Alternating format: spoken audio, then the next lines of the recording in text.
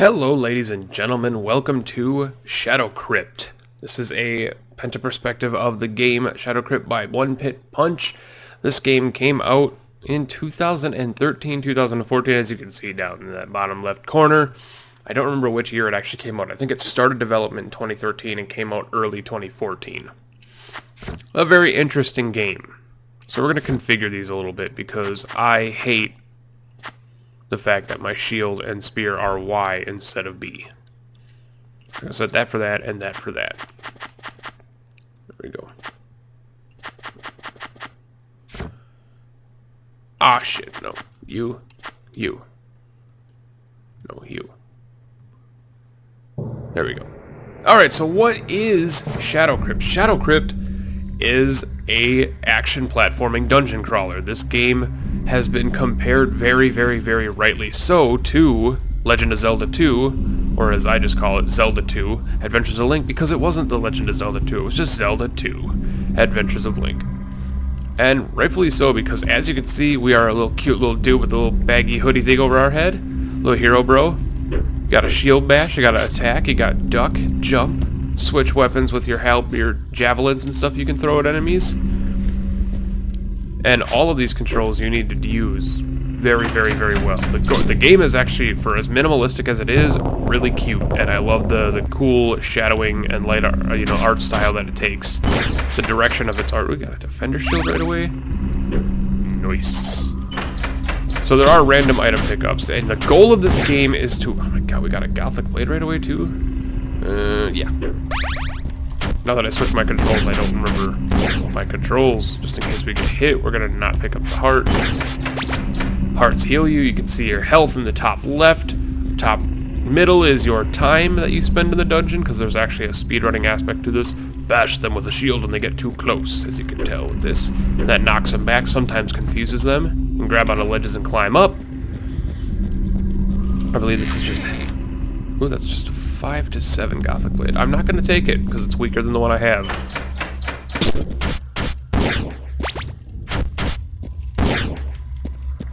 The game starts off pretty simple. All these like really basic skeletons, and it continuously just gets harder and harder and harder. And here we go, we got this javelin guy. I hate these guys.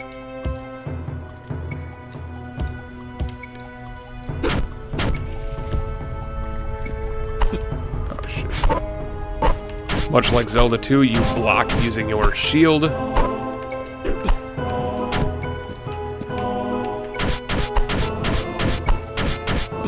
gonna try and cheese this son of a bitch because I hate fighting those guys. I'm already near death.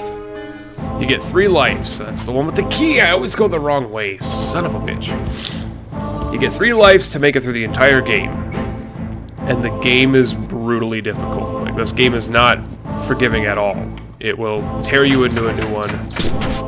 Yeah, this is all the skeletons. I believe next we have the archer room.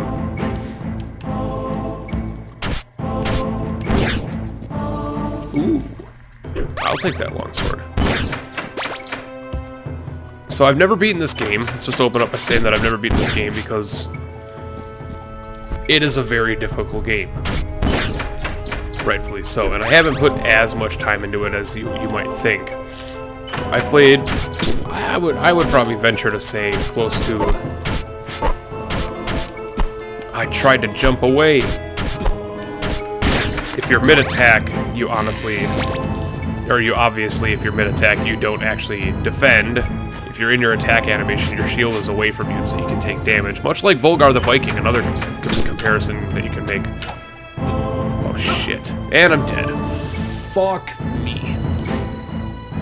And when you die, you start over without any of the equipment you picked up so far. So I don't have my good sword, my good shield, any of that stuff. I am back to doing measly damage. Awesome. Because games like this are so fun.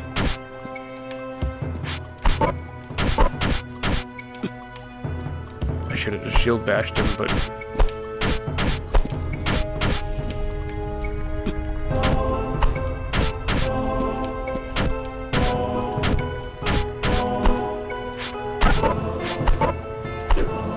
Seriously, you're just gonna spam that one? You're gonna be like me?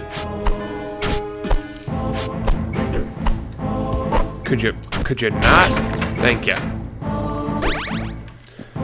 Oh, so I don't plan on making this video very long, mostly because this game is really hard and I'll probably end up dying in the middle of it. And I'm gonna die now because fucking stupid bullshit. Oh, this is gonna be a ragey fucking PentaPERSPECTIVE. I can feel it already. I'm not happy. I'm not happy at all right now. I should not have chosen this game, but I love this game. I love games that are this hard, but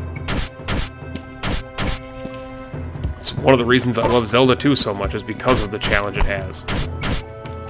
I changed my controls around and now I don't actually know what I'm doing. Because now that my shield bash is my B button instead of Y, I'm actually pushing Y to do the shield bash. And you can't, another one of the biggest complaints about this game is you can't actually bind your keys when you're in the game. For some odd reason, when you're in the game, there is no control menu. Because, you know, intelligent game design and whatnot. So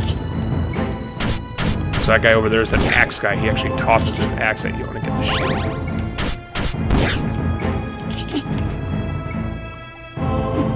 I don't know if you guys remember these sons of bitches from Zelda. God damn it.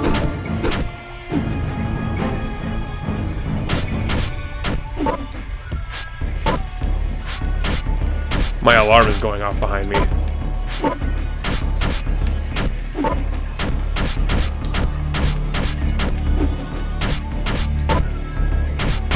Oh my god, I'm so good. Now I gotta turn my alarm off. Because that could get me in trouble. Because all my alarms are copyrighted songs. Hell yeah. But this game, I don't remember if it's $15 or $10, but there's our key.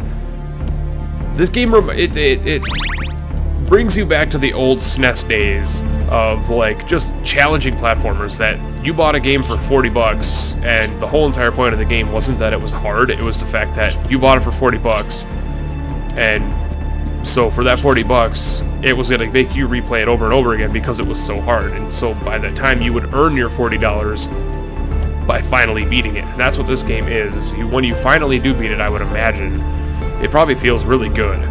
And I hope to play it, hope to beat it one day. This is one of my fallback games. This is kind of like one of my Spelunky games where it's like, I don't really feel like playing anything involved or super, like, really deep or anything. I don't want to play the Dark Soulses or the Skyrims or anything of the world. I just want to play something that's really, you know, fun, easy, and I can zone out while I play, while still kind of paying attention. This is that game to me. And I dive into it like an hour here and there every couple of weeks, trying to get further and further, and one day I'll beat it. But yeah, in fairness, I never beat Volgar either, so... Which I will beat Volgar. Trust me, I will beat Volgar. I might do another video on that, I don't know.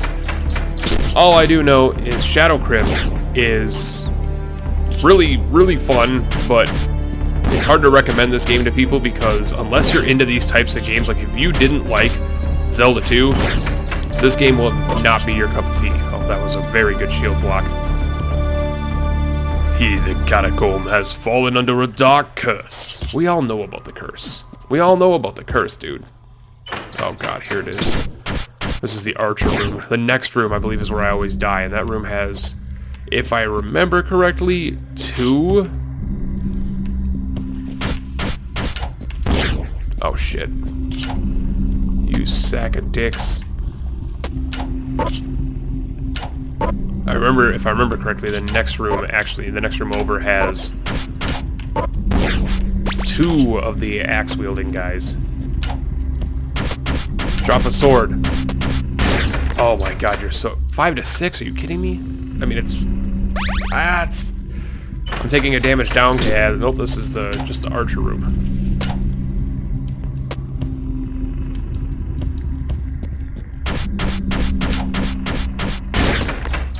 So I took a damage downgrade, but a damage upgrade. Oh, this is where I died.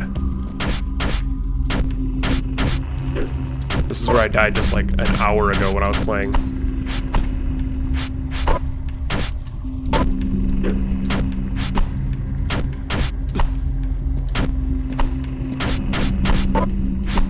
Shit. Shit!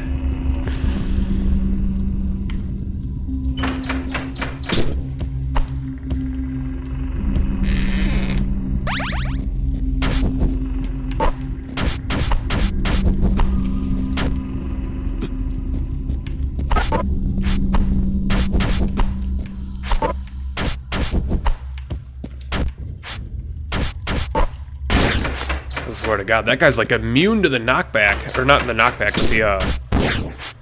the concussion effect, the concussive effect that my sword has. 5 to 6, but no flame damage. I'm going to keep my flame sword. 7 to 9 I'll take, though. That's a frost sword, so it can occasionally freeze enemies in place. Okay, I know where I am.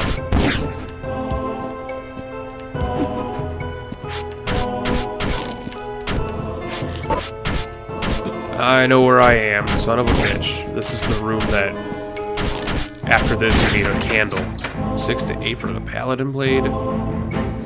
I think we're gonna keep my sword. We need to go through... No, you don't need to go through here. Getting rid of my frost effect for the trade-off of probably dying here. Yep, there we go. So I'm probably just gonna make that be the video. Honestly, it's gonna be a real short video, one of my shortest videos actually yet. But I just wanted to show this game off, kind of give you my perspective on it, which is kind of the whole deal of the series, is to critique it and kind of tell you what's good about it, what's bad about it.